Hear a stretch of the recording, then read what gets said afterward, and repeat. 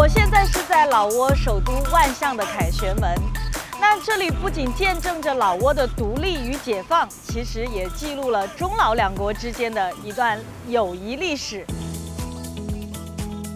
在2004年万象举办东盟首脑会议的时候呢，中国援助了老挝，用于这里的重新修缮和广场的建设。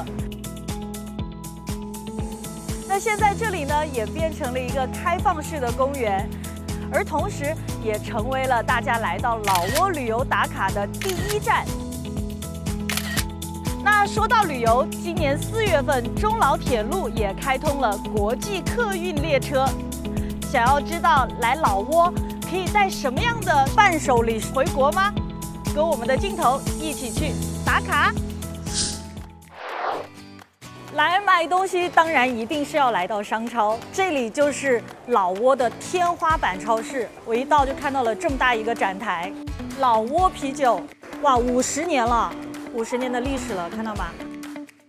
在老挝有一种以国家来命名的啤酒，老牌啤酒，简直可以说是老挝国家的国酒。因其出色的口感，在世界各地的啤酒节上都荣获过大奖。喜欢畅饮的朋友来老挝绝对不容错过。干杯！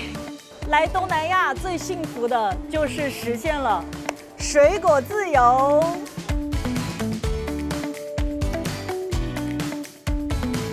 热带与亚热带的气候让老挝盛产品种丰富的水果，特别是香蕉，一年4季都是果期。在这里，不论是新鲜水果还是果干，都能满足你挑剔的味蕾。5万块的香蕉干，要一个。走，我们去看一下还有什么好吃